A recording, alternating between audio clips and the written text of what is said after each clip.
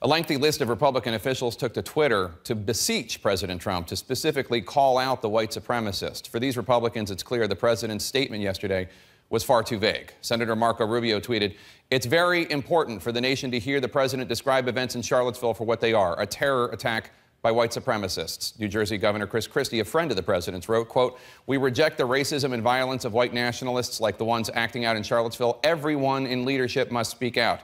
And Colorado Senator Cory Gardner, a Republican, wrote, "Mr. President, we must call evil by its name. These were white supremacists, and this was domestic terrorism."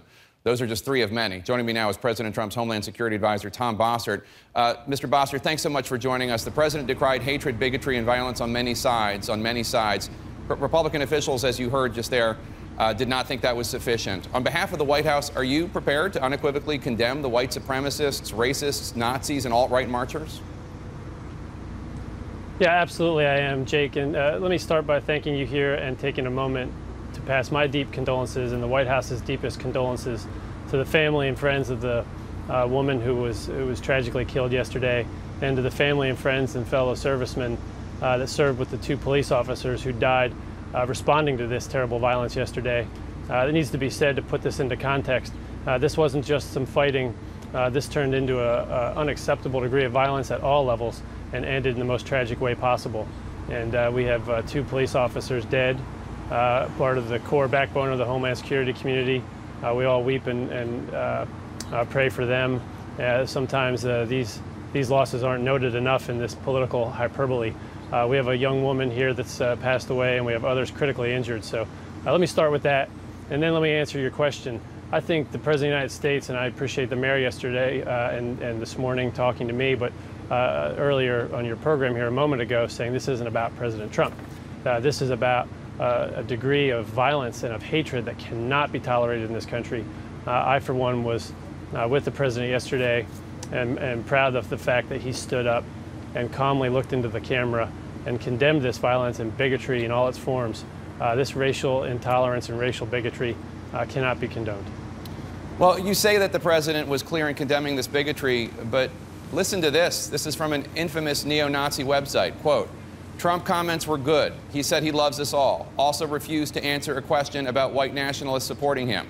No condemnation at all. When asked to condemn, he just walked out of the room. Really, really good. God bless him," unquote.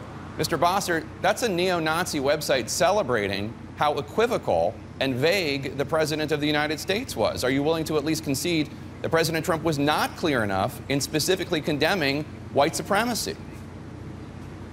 No, you know, the words of the ignorant bear little with me and should bear less with you in the media. Unfortunately, they don't. And what I would say is that the president not only condemned the violence and stood up at a time and a moment when calm was necessary and didn't dignify the names of these groups and people, but rather addressed the fundamental issue. And so, Jake, what you need to focus on is the rest of his statement.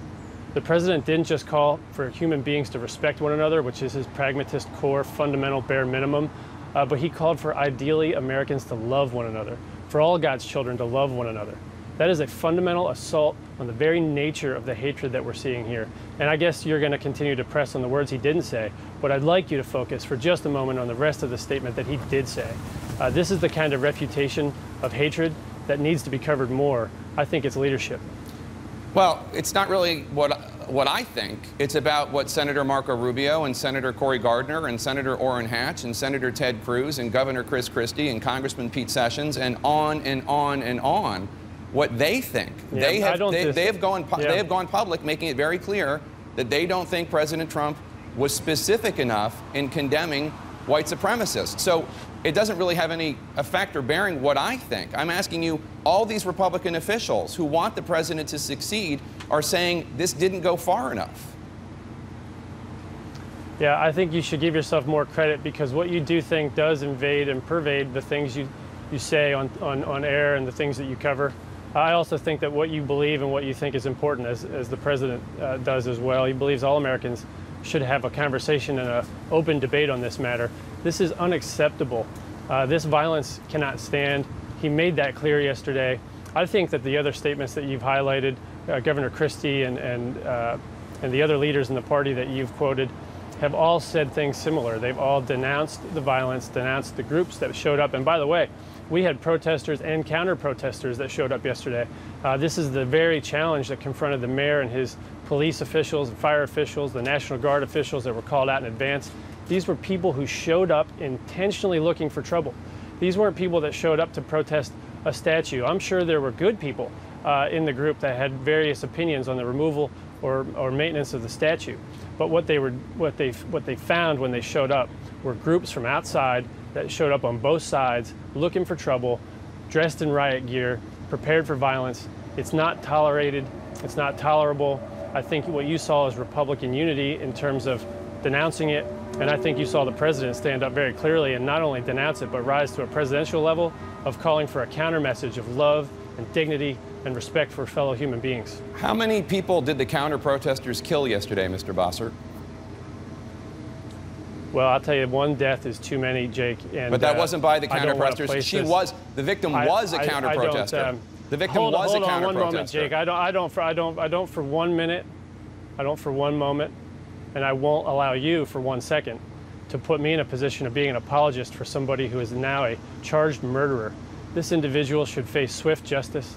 The President of the United States shares that view. I know he does. I share that view deeply, and I don't want to be put in a position, I won't allow you to put me or him in a position of not finding that justice as swiftly as possible. You just decried both sides. Probably for a moment. You just decried both sides. Here we have a situation, Mr. Bossert, where neo-Nazis, the Klan, alt-right, and others went to Charlottesville, Virginia, chanting anti-Semitic, anti-African-American, and other racist slogans, provoking the people of Charlottesville, Virginia, making them feel intimidated. Yes, violence did break out. One person was killed by one of these alt-right Klan Nazi protesters, and you just decried both sides of this, and this is the issue. No, I didn't, and you're making this issue a little bit distorted. So what I would decry is the individual that committed murder yesterday. What I would do, though, is quibble with this notion that any of this is acceptable. These groups showed up spewing hate. These groups showed up looking for violence. What groups? I think it's just important for people to understand. What groups are you referring to? Of course, the groups that showed up. Well, I refer to the groups that clashed yesterday. I think it was pretty graphically evident. Are you talking about the neo-Nazis, or are you talking about the counter-protesters? One of the things that I think the mayor will make clear to you, and probably stated earlier on your program, I know he and I talked about it this morning, was the difficulty he had in planning for this event. This was an event in which we anticipated violence, in which he anticipated violence, in which there was violence being rehearsed and planned for in events that preceded the events of yesterday. I know the mayor and others sought relief in federal court to move this protest because they anticipated violence. I know the mayor and the governor acted very responsibly by calling up the National Guard in advance of yesterday's event. So I don't assign blame or assuage blame or try to press blame to different groups, Jake. The point I'm trying to make here is that what we saw yesterday was an unacceptable planned demonstration of violence. And what I would say is, with respect to murder, and I'm a little bit indignant over the way you phrased that, apologies if I took it the wrong way, but I place the blame most squarely and most directly on the murderer that's sitting, alleged murderer, if that's the driver of the vehicle. It's no question in my mind the driver of that vehicle acted with intent. If that is the driver of that vehicle, he is rightly accused of being a murderer. And I would one more point out that the Attorney General yesterday, after the President went on national television and pledged all the federal support that he could muster for this and that was necessary, put out a press release last night that the U.S. Attorney and the FBI and the Attorney General are all pursuing this as a civil rights investigation. We'll see where the facts take us on all the people involved yesterday and on the driver of the vehicle. If that were to bear out with the facts, that could carry a much stiffer penalty. As I understand it, there's a second-degree murder charge now. If there's evidence to support the civil rights abuse or a hate crime abuse that investigation could lead to, that could carry a death penalty, is my understanding. So that's the appropriate and swift justice that I'd call for. And I won't condone any act of murder, and I certainly won't be put in a position of defending it. I guess one of the issues that is being voiced by the Chris Christie's, Marco Rubio's, Orrin Hatches of the world is that there seems to be a moral equivalence being made here between the counter-protesters and the neo-Nazis, Klan members, and alt-right supporters. And there's this additional context, of course, to all of it. The president refusing to condemn white supremacists and David Duke on this very show a year and a half ago, his retweeting white supremacists, a top White House advisor, Steve Bannon, who said his former employer, Breitbart, was the platform of the alt-right. And take a listen to White House advisor Sebastian Gorka just this week telling Breitbart Radio that radical Islamic extremists are the only problem while white supremacists are not. Take a listen. It's this constant, oh, it's the white man, it's the white supremacist, that's the problem. No, it isn't. Surely it's not the position of the Trump White House that white supremacists are not a problem. Certainly not. I'm not certain the context of that Gorka quote. I can tell you that where I spend a great deal of my time and a great deal, unfortunately, of the American taxpayers' resources is combating a global jihadi terrorist problem that, Jake, as you know, has plagued the nation. It's a huge issue, of course. International problem. Of course. And it's something that we focus a great deal on. And in fact, we make difficult decisions every day in how to balance and rebalance the use of those resources to confront our enemies. We've got nation-state problems in North Korea, and we've got asymmetric terrorist global jihadi problems that have spread across the entire globe. And what we do is we try to apply those resources in a way that is risk-based and focused on the threat. I don't understand what, and don't have the context for what Dr. Gorka was speaking to a moment ago, but I will double down and be very clear and direct with you for a fourth time that the violence we saw yesterday is unacceptable. There is no equivocation in my mind, in my voice, or in my eyes. And so if I haven't made it clear enough to you, I'll answer it a fifth time, and I'll do it all day. But I think what's important for you and your viewers to understand is that the president feels that way as well. And I think what you're trying to get at and what you're trying to drive here is why the president didn't say something different or say something more. I believe that the subset of all the groups and all the people who might justify their insanity or violence are covered by the president's clear denunciation yesterday. And I think declaring racial bigotry unacceptable was a very smart and calming thing for the president to do. It was a leadership decision that he took. I think it's also important to remember that he spoke in the moment and at a time when calm had not yet been restored. And so to the extent that there were groups clashing at the moment and time of the context of his remarks, I think you should think that through, or your viewers should, as they understand and interpret his remarks. That's not a moral equivalency.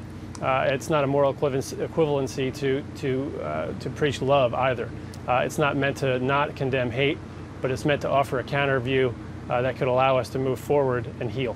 I guess the point is, and this is again a point being made by Republican officials like Marco Rubio, Ted Cruz, Cory Gardner, and others, is that when you just condemn groups as opposed to specifically white supremacists, Nazis, Klan members, it creates this vagueness that, as I read to you in that neo-Nazi website quote, allows neo-Nazis to think he's not condemning us, he's condemning anybody that was violent. And that's the problem. And you, on the show today, have said that you condemn groups and condemn actions and condemn bigotry, but I haven't heard you say, I condemn white supremacists, I condemn neo-Nazis, I condemn the alt-right. I haven't heard that, and I think a lot of people were upset, a lot of Republican officials, they didn't hear it from President Trump. But I don't want to belabor this point because... Okay, well, go ahead. I think you've belabored it, so let me say I condemn white supremacists and racists and white Nazi groups and all the other groups that espouse this kind of hatred and exclusion. I can't be clearer. Okay, let's turn to North Korea because President Trump escalated his war of words with North Korea on Friday. Take a listen. He utters one threat in the form of an overt threat, which, by the way, he has been uttering for years, and his family has been uttering for years, or if he does anything with respect to Guam or any place else that's an American territory or an American ally, he will truly regret it, and he will regret it fast. So I just want to understand what the president's red line here. Clearly, he seems to be saying that the U.S. would respond militarily if North Korea were to attack the U.S., an American territory, an American ally. But he also earlier in the week talked about threats. If North Korea were simply to issue another verbal threat, something that they've been doing for years, quite frankly, would the U.S. take military action, or is it actually an action that is the red line?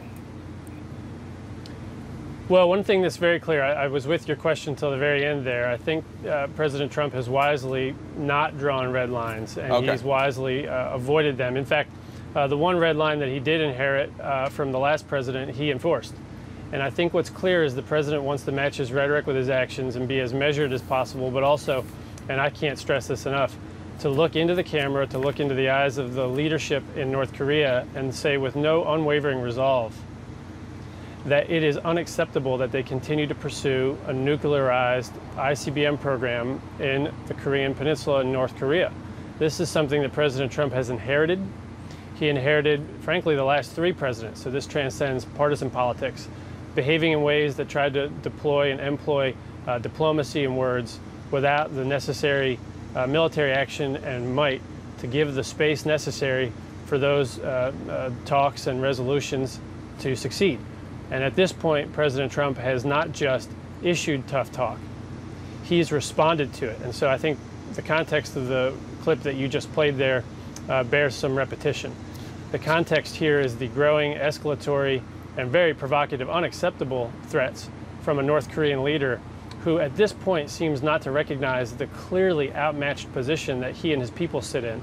Any escalation, any conflict that he would try to pick with the United States or its allies would lead to his rapid and immediate defeat.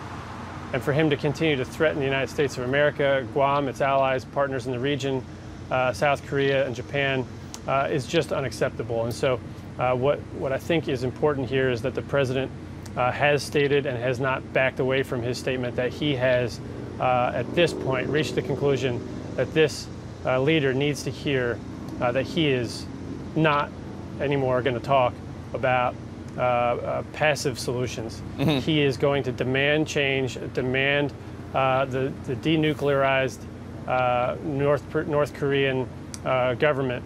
And by the way, this president, who some people, some commentators, who have said wouldn't be able to galvanize the world or perform on the world stage, President Trump has now gotten China, Russia, and the entire membership of the UN Security Council to come together with unity, not only condemning, but also calling for the same goal in North Korea. This is an opportunity for this president to lead. He's led in North Korea, he's leading in South America, he's leading here in the home front, and I think yesterday what you'll see here was a theme of unity. He went to the Middle East and called for love and a cessation of violence. He called for love and a cessation of violence yesterday here in Bedminster with respect to Charlottesville, and he's calling for unity and peace in the North Korean peninsula, and he's got every foreign leader, those in the Security Council and others, on his side and with him as he leads this world towards that vision of peace and love. That's right. I know that's going to be hard for people to hear. I know that's going to be hard for you and others to hear, but that is exactly the theme and the message that you need to carry from President Trump's leadership. It's not hard for me to hear at all. A 15-0 vote in the United Nations Security Council, as we've been reporting since it happened last weekend. Tom Bossert, White House Homeland Security Advisor, thank you so much for your time today. Thank you, Mr. Tapper.